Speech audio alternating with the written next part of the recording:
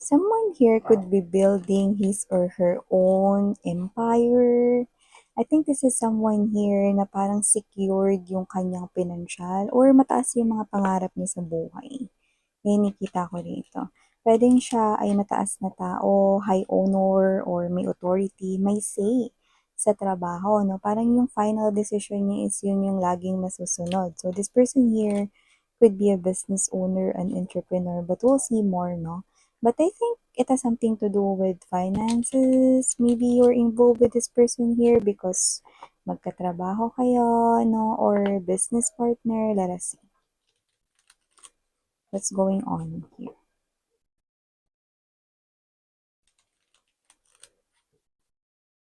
This person here with the world card energy is an indication na posibleng nag-travel na to sa iba't ibang parts ng world. Possible, no, na because of business trips yan, no, or posibleng vacations din, pero more likely, no, hindi ko naman nakikitang workaholic siya, no, pero parang nakatuon yung kanyang attention sa kanyang money stability coins, no. So, parang kung sakali man na parang may bakasyon na pupuntahan siya, parang sinisingit niya lang yon. Pero more likely, work-related kung ano yung ipinunta niya sa bansang yon, sa lugar na yon, or kung saan man yon. But I think this person here, nakapag-travel na siya, no, sa ibang parts of the world or sa country rin. Ayan. So, let us see. Who is this person here connecting with you? And it looks like meron siyang impressive background, especially sa kanyang mga achievements, success sa trabaho, career, negosyo, yan. Who is this guy or woman here, no, appearing in your reading? Let us all find out together. So, let us see.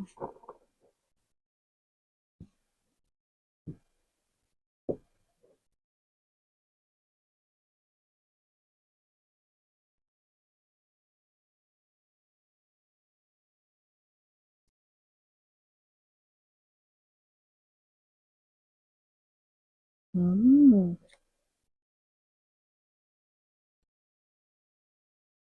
Oh, okay.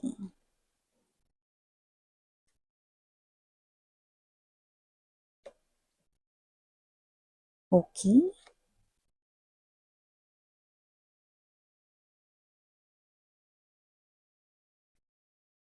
Okay.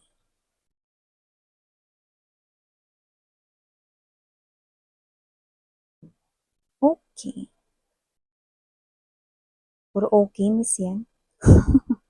O, yun na yung reading niyo mga babes, no? Puro okay.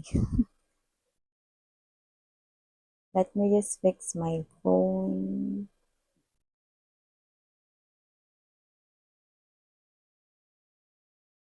Okay, so to start with, no, napag-usapan pa natin to more, no, let me just greet muna ang ating mga hi new subscribers. Ako po si Yan, welcome tuloy. At sa mga returning viewers, thank you so much sa inyong walang sawang suporta at pagmamahal. So yun nga mga babes, kung hindi niyo pa alam, meron pa po tayong isa pang channel. Ang link is down below sa ating description box. Kaya naman kung interesado kang tumambay dyan din, see you there. So, yun nga mga babes, wala tayo rito gender, babae, lalaki, LGBT, lahat kayo welcome. Pwede niyo pong i-flip yung roles if you want since this is general reading. At the end of the day, you always have your free will with you na free nyo rin gamitin anytime, anywhere. So, yun nga mga babes, no? Timeless din po ito. Pwede nyo ito itapos na sa iba, like nangyari na, ganon. At sa iba naman, posibleng nangyayari sa kasalukuyang panahon. At sa iba naman ay posibleng hindi pa, pero prediction ng inyong future or hinaharap. So, I do pick up right here that there is someone here na posibleng with the Seven of Wands energy, the Emperor right here, you know. Nine of Coins. Hmm? Isang tao rito, no, na nakikita ko rito na posibleng mataas siyang tao or siya ito na merong katungkulan. Pwede rin naman na boss mo siya rito, no, someone here na pwedeng nasa business world. Pwede rin businesswoman, businessman right here. Possible rin po na siya ay meron ditong authority. Pwedeng siya yung klase ng energy na may narating na sa life, no? Others, you could be dealing here with someone na mas matanda sa inyo sa age, no? But doesn't have to be because in the tarot, we do not have really age, okay? So, just take only what resonates. Pero siya ito na may success dito sa kanyang energy and nakita ko rito na more likely nakapokus siya rito kung negosyo man niya, nakapokus siya sa negosyo niya, nakapokus siya rito sa trabaho niya, no? So, whoever this individual is, so this person here, nakapokus siya sa mga pangarap niya na related sa financial, no? So, doon ko nakikita mga babes, no, na ganun yung naging pamumuhay niya, no? Ganun siya namuhay, no? Parang nag-focus siya sa kanya ritong trabaho, financially, improve yung kanya ritong money, no? Or pentacles, coins, no?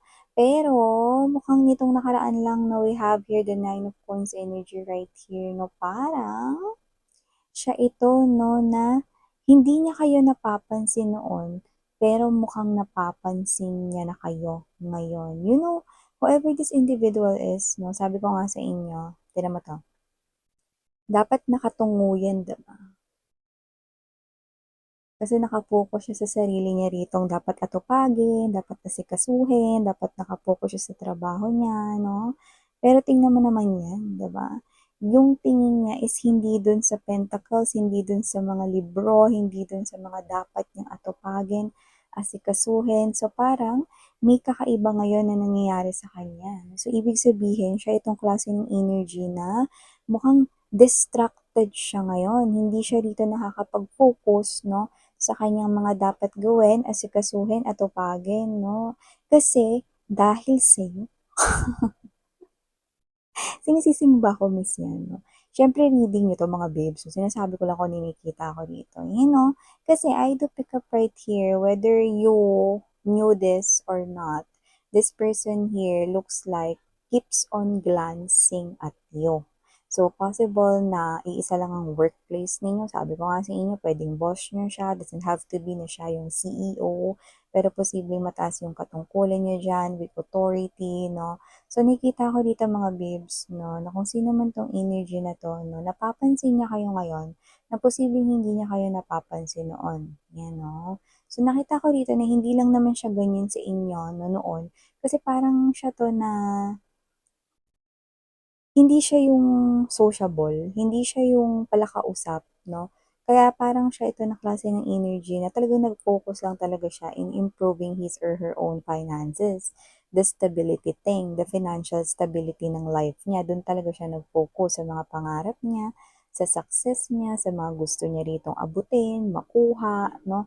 So, posibleng siya rin ay isang klase ng energy na madiskarte, matalino at talaga naman na responsable. Tsaka pagka siya yung nakatuluyan mo, may sense of security ka. Hindi lang sa financial, no? Kasi nakita ko rito, medyo malambot din yung heart niya rito, no? Pero yun nga lang, siguro matagal-tagal na rin siya ritong single. Hindi niya na alam paano ba yung galawan sa loob ng relationship, no? So, yan. Kasi maaring ilang taon na rin, no? Simula nung last siya na nakipag-relationship, no, with a past lover, no? So, ngayon, parang hindi niya siguro alam, no, kung ano ba yung dapat maging galawan sa loob ng relationship, no? Pero dito kasi, wala pa naman mga babes, eh. Pero napapansin niya na kasi kayo ngayon, no? Parang siya ito na parang napapansin niya kayo, pero hindi niya to kinikwento sa iba ninyong katrabaho or sa iba ninyong kakilala, no? So, tinatago niya lang yun with the Ace of Swords energy, Four of Swords right here, no? Pero ano ba yan, miss yan? With the Six of Coins right in there and the Star, you know? Ito yung tingin niya sa inyo ngayon, no? Ayan, no? Para kayong nag-glow up dito. Ayan, no? Doesn't have to be na meron kayong ginawa na pagbabago sa inyong skin, aesthetics, no? Or in-improve ninyo rito ang inyo ritong physical appearance or whatever, no? Pero I think this is you na posibleng mas masayahin ka ngayon, no? Mas masayahin ka ngayon, no? Mas vibrant ka ngayon, no? Mas okay ngayon yung energy mo, no? In short, posibleng hindi ka stress, no, or hindi ka problematic ngayon, no. Iba kasi yung glow kapag nandoon ka sa tipo or klase ng energy, no, natatapakan mo is yung hindi ka nagwo-worry about anything, 'no? Gumaganda yung energy mo at napapansin ka niya rito, 'no? Plus, kung meron ka man din kasing iba posibleng nagpakulay ng buhok, nagpa-highlights dito or even nagpa-cut ng hair, iniba yung hairstyle na something to do with hair. Maybe you've done, 'no, some kind of salon like mga ganyan, treatments, 'no, or baka nagpagupit ka talaga. So, nakita ko rito na napansin niya rito kayo 'no, at nakikita ko rito na parang ilang araw na rin niya kayo ritong pinagmamasdan ng hindi mo nalalaman 'no. Kasi kayo 'to na parang busy kayo sa ginagawa ninyo tsaka parang natutuwa siya sa inyo kasi parang kung bago kayo diyan sa pinagtatrabahuhan niya 'no, nakikita ko rito na parang natutuwa siya rito na kahit na nag-a-adjust ka pa lang diyan sa work mo, inaaral mong mabuti 'no. So, parang dagdag pogi points 'yun or dagdag ganda points 'yun 'no, sa kanya. Pero dito nakita ko na hindi ka nagpapapansin sa kanya, siya yung nakikita kong napapansin kayo. Because this is you, you are someone here na dedicated na matuto kung bago ka lang dyan sa work na yan, or this is you, you are someone here na madali lapitan, very approachable, no? So, napapatingin siya sa'yo rito, no? This person here still a lot of glances, no? Na hindi niya binabayaran, kakatitig sa'yo. Natingin ko 'pag siningil mo siya rito, may laki-laki na rin dito mga babes 'no, yung yung magiging katumbas nun 'no, kung sisingilin niyo siya sa lahat ng mga nakaw niyang tingin. So, nakikita ko rito na kung sino man 'tong energy na 'to 'no, doesn't have to be na bago lang kayo diyan sa work na yan, pero yung iba yes, because the page of coins is present right here. Yung iba naman 'no, nakita ko rito puwedeng kayo ay single mom or single dad, pero wala sa itsura ninyo. Para talaga kayo rito na parang walang stress 'no, parang, mukha kayong fresh, mga gano'n yung tinginan ninyo rito 'no. So, nakikita ko dito 'no, yung datingan ninyo is iba talaga 'no, pagdating dito sa person na 'to. Kasi kung siya yung klase ng energy na dati focus lang sa trabaho niya, sa screen ng kanyang laptop or desktop 'no, ngayon, this person here 'no, parang distracted siya sa'yo rito 'no, napapatingin siya rito 'no, sa direksyon kung nasaan ka 'no, and I do pick up that this person here is also parang trying to think 'no, bakit ako tingin ng tingin dito kay Collective? Ano bang meron dito kay Collective? Bakit parang parang napapansin ko yung sarili ko na madalas ata ako na na napapansin ko siya. Ano ba nangyayari? Yun na parang kayo 'to na parang, wala kayong kamalay-malay 'no, na may ganito na palang isang tao rito 'no, na posibleng nakakakuha 'no, ng ng ng iyong atensyon 'no. Tapos siya 'to mga babes na nakikita ko rito na kung sino man siya, tahimik lang siya rito na hindi niya yan ipaparating sa'yo pero nakikita ko rito na oobserbahan ka niya. Okay, magpapatuloy pa ito.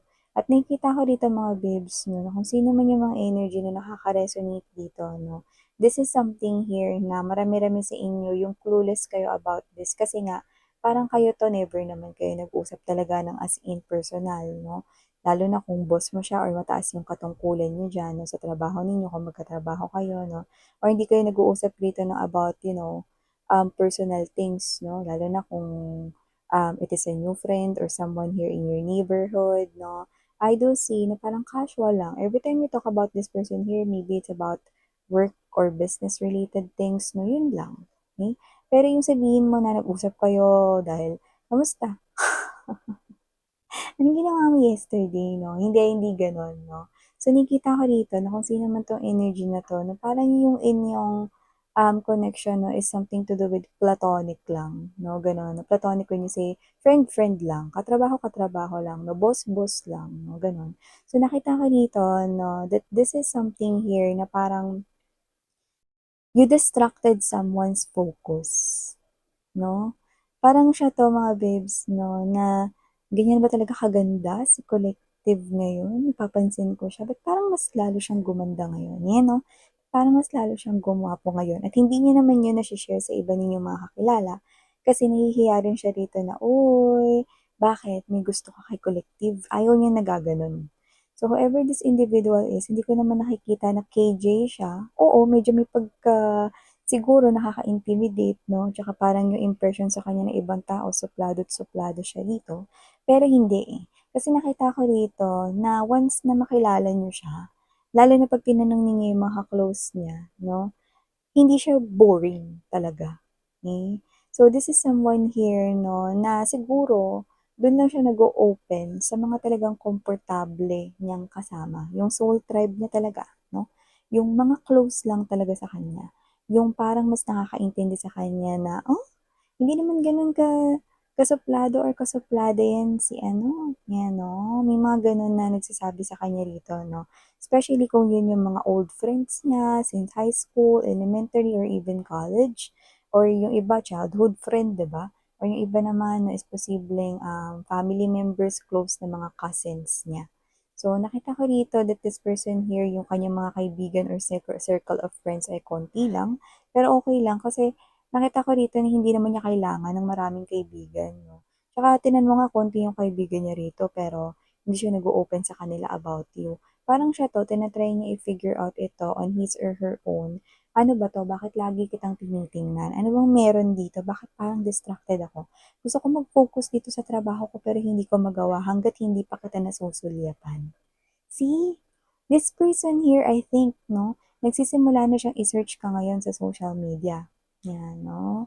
Puwedeng tinitingnan niya na rin yung mga photos ninyo 'no. So kung kayo man ay nasa isang company photo 'no, sa mukha mo siya naka-focus, 'yan 'no. Kahit maraming other employees, kahit maraming other na mga people na kasama sa picture, ikaw yung mas focus niya tingnan or titigan 'no. And I think, I do see that this person here 'no, is really having this type of slowly 'no, na nagiging intrigue siya or nagkakaroon ng interest about you.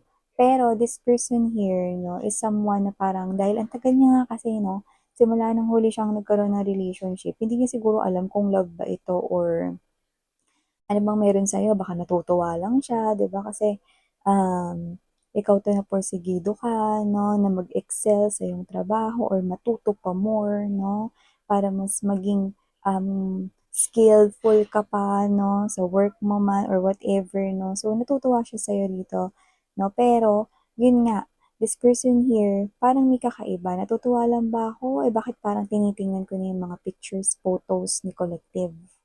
Eh, what's wrong with me? Hindi naman ako ganito nitong mga nakaraan. Pero ngayon, mukhang lumilipas yung mga araw 'no, at kumukuha siya sa iyo rito ng mga nakaw na tingin or sulyap, 'di ba? So, kung sino man 'tong energy na 'to mga babes, I think this person here with the Six of Swords energy, Three of Wands right here 'no, but I will mention yung Five of Wands 'no. Nakita ko rito na kung sino man 'tong energy na 'to 'no, when you add it up, you will still get number 8. So, this is what's, this person energy 'no, as the outcome of this 'no. Nakikita ko rito that this person here will eventually from slow to moderate, nakikita ko rito na magiging mabilis ang kanya rito 'no, na na paggalaw 'no, dito sa connection na 'to 'no, sa mga susunod na mga buwan here for you guys 'no. Kasi parang siya ito na ayoko ng nanghuhula kasi hindi ako yung gano'ng klase ng energy. Gusto kong tingnan, gusto kong matuklasan sa sarili ko ano ba 'to. So nakikita ko rito na, ilalapit niya ang kanyang sarili sa'yo para mas maunawaan niya ano ba talaga nangyayari rito. Kasi with the Devil card energy right here, Six of Cups, and there's this Six of Cups to the Four of Cups energy, walang matatapon dito, oh, 'no. Walang matatapon dito mga babe. Ano ibig mong sabihin 'no, nakita ko rito 'no, na posibleng maging kayo nitong tao na 'to in the future 'no. I'm seeing this person here, okay, engaging to you more. So, nakikita ko rito 'no, na ito yung klase ng energy na posibleng at first magulat ka 'no, "Ha? Si boss may gusto sa'kin, yung manager natin, yung supervisor natin may gusto sa'kin," you know? Parang ikaw 'to na at first magiging in denial ka, but I'm gonna say that if it is your reading and you will allow this to unfold in your life, then walang matatapon rito na opportunity. This is not something here na mamimiss mo yung opportunity because this is something here na you will be grateful pa nga.